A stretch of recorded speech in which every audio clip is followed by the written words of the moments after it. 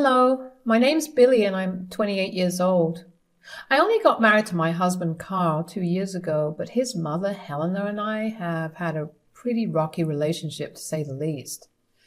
Thankfully, a chance encounter with a childhood friend saved my life from my mother-in-law's evil scheme. Let me introduce you to my relationship with my husband Carl.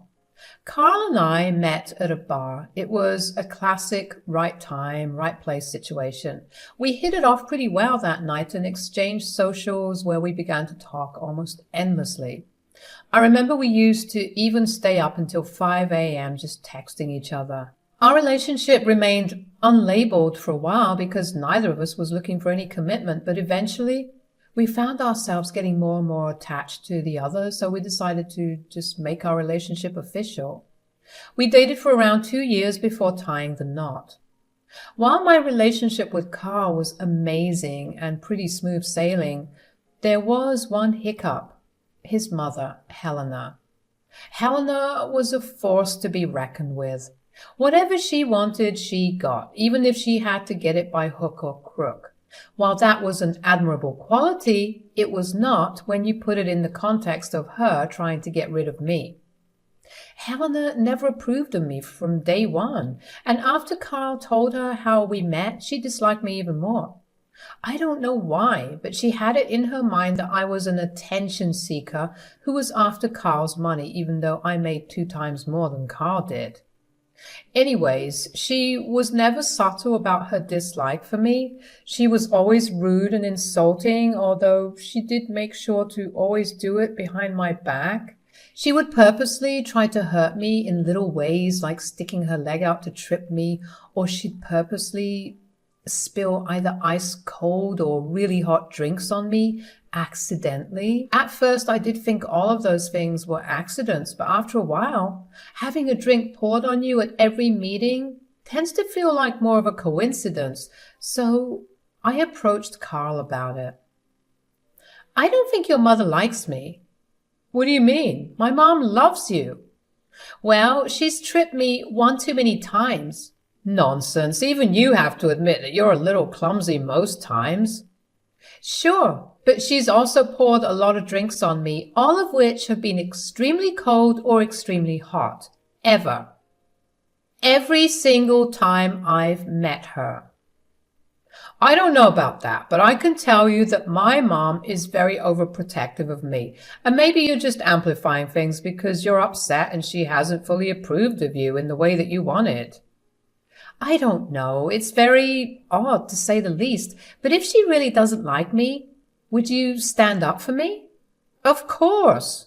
But I'm telling you, she just needs some time. Just bear with her shenanigans for a little longer and she'll come around." "All right, if you say so." I couldn't bring myself to believe what Carl said immediately, but I believed that he knew his mother better than I did. So I gave it my best shot. I made sure to always do my best and behave my best whenever I was around her. I made sure to take over something whenever I went over, and I never spoke unless I was spoken to. Of course, I felt like a woman from the 18th century, but I was willing to do anything to get Helena to approve of me. One day, Helena called me out of the blue. That was very odd because every time she needed to communicate, she would call Carl and never me. I quite literally jumped when I saw her call. My heart raced as I picked up the phone. "Hey, Helena, everything all right?" "Oh, yeah, of course. I was just calling you to see if you're free this weekend." Yeah, why?" "Great. I was thinking maybe we could go out together." "You want us? As in you and me to go out together?" "Yes, I know. I've been giving you a hard time, but I want to make up for it."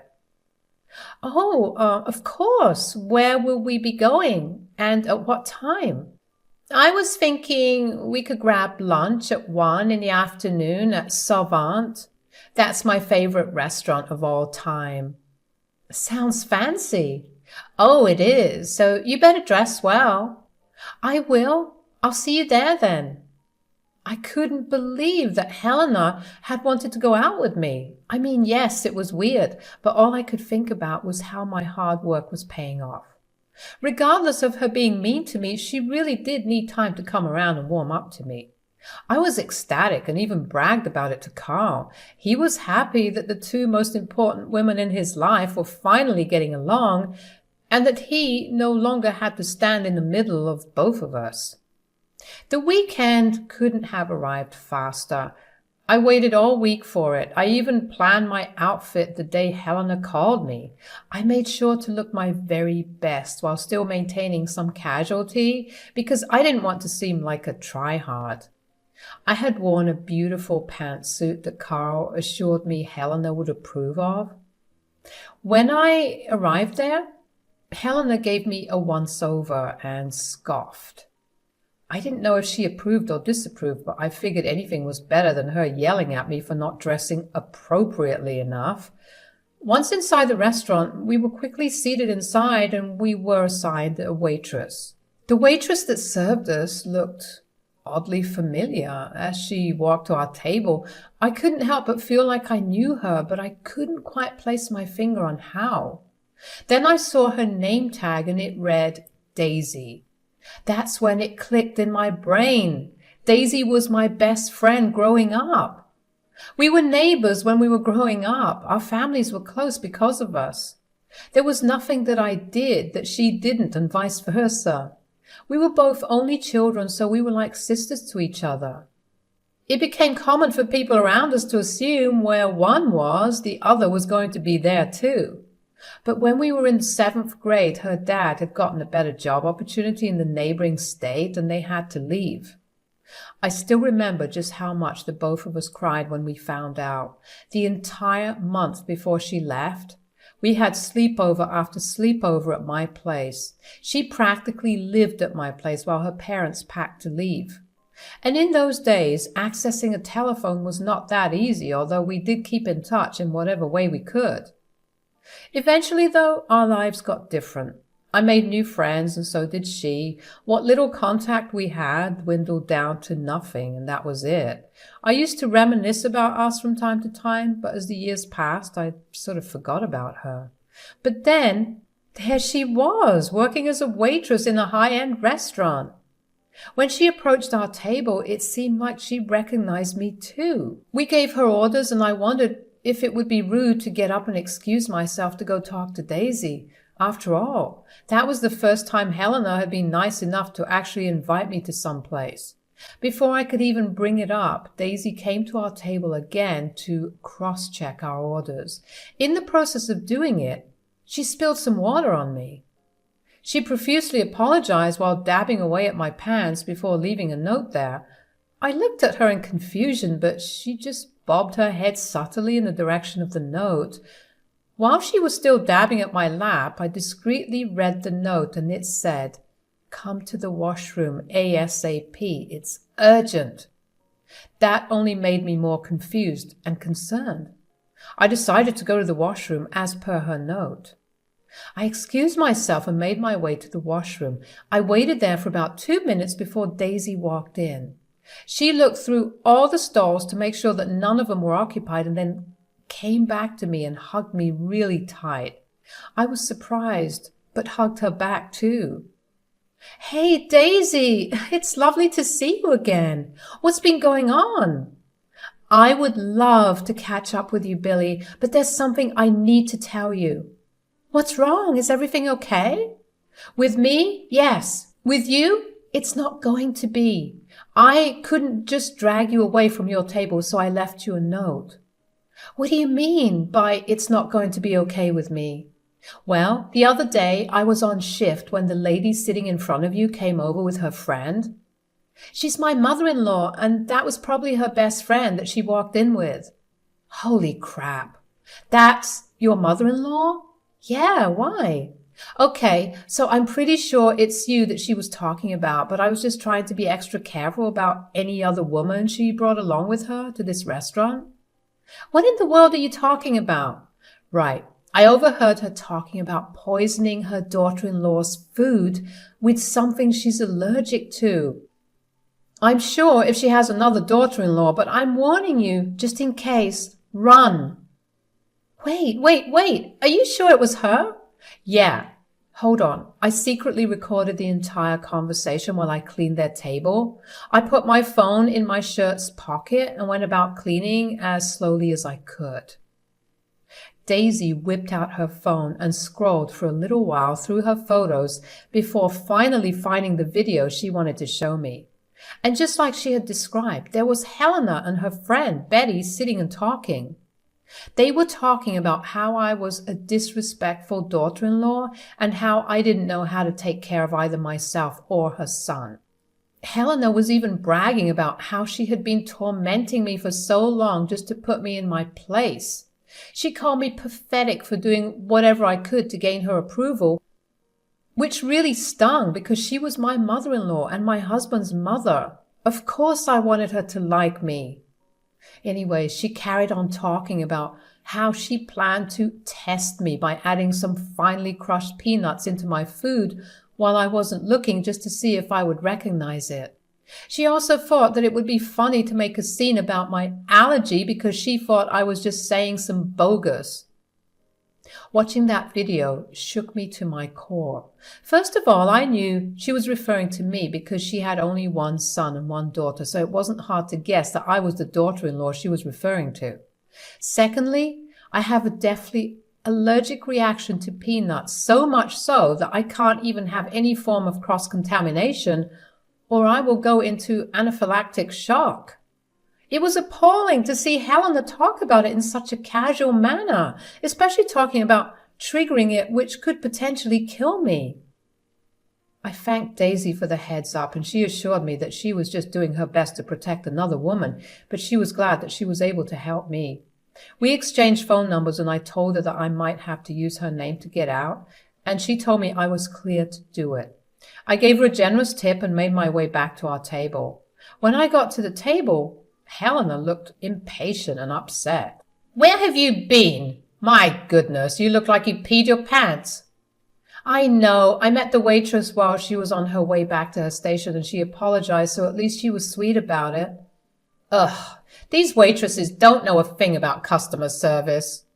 No, it's okay, but I think I'll have to leave and go back home. My pants are way too wet and I feel really uncomfortable. Nonsense. Just sit down and we'll carry on. I'm really sorry that I have to bail, but the AC's up pretty high and I'm feeling really cold. I don't want to get sick and I would much rather go back home. Wow, you're really going to leave the one time I've extended a hand to get to know you better? I know, and I feel really bad, but this was something completely out of my control. I'm going to have to leave right now, but you go ahead and enjoy your time here. I left after saying that. I drove back home immediately, but before I reached it, I stopped by a gas station and texted Daisy to send me the video of Helena talking about her plan. She replied almost instantly, and when I had the video saved, I drove back home.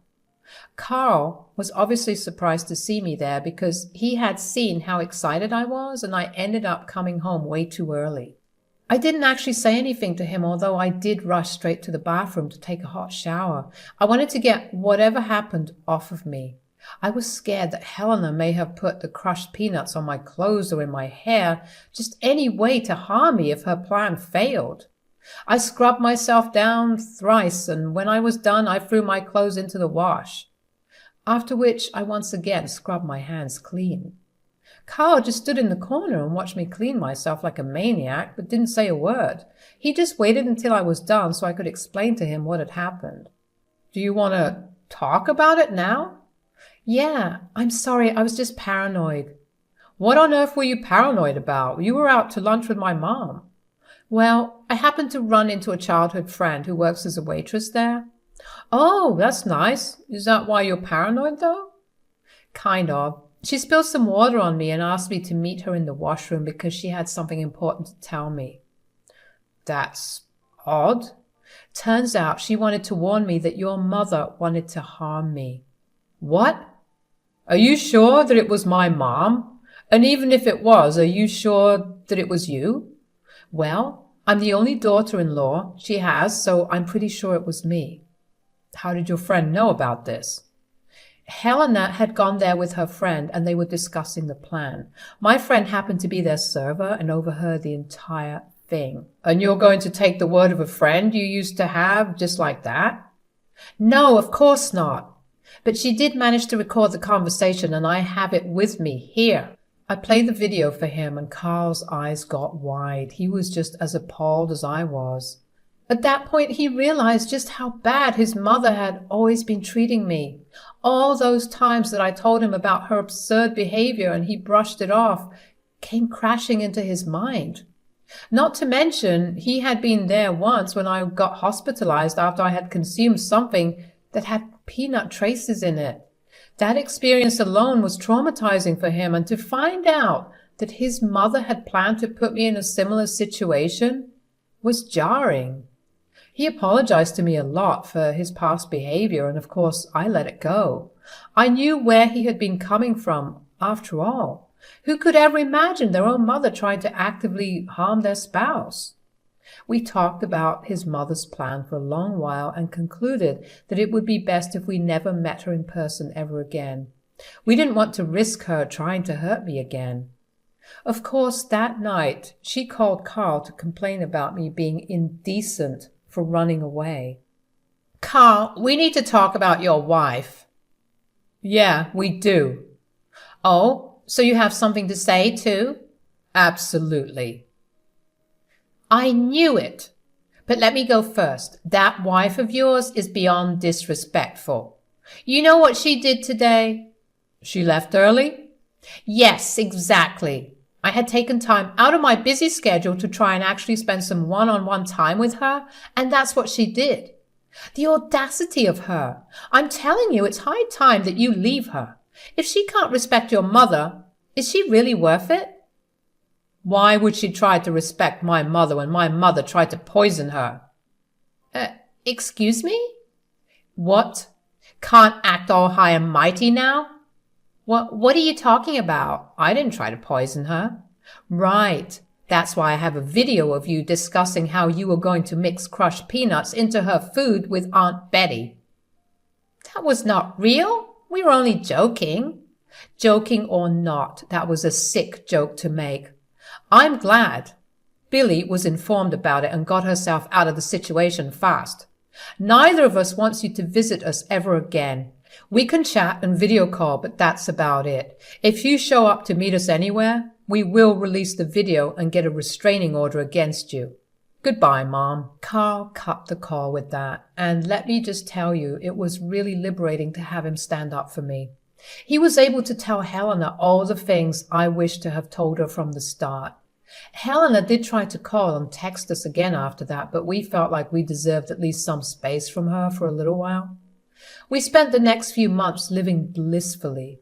Carl still kept trying his best to make up for his ignorance, even though I assured him that I had already forgiven him for it. Helena, of course, did keep calling Carl, and every so often he would pick her calls up. Of course, she would say nothing but insults against me. She would tell him that he was being disrespectful towards his mother by listening to his wife's lies. Of course, he would never listen to what she said, and he would always make up some excuse to hang the phone up. Initially, we were skeptical about Helena listening to our fret, but for months she did only communicate via calls and text. Just when we were beginning to let our worries subside, Helena decided to come over. You see, Carl had gotten tired of hearing Helena insult me, and in the process he too, so he ignored her calls for around 2 weeks.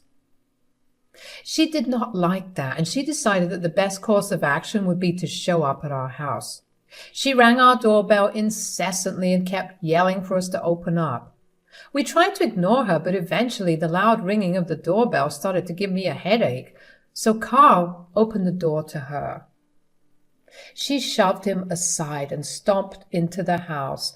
I tried my best to stay as far away from her as possible because she really did look like she was really angry and ready to cause harm.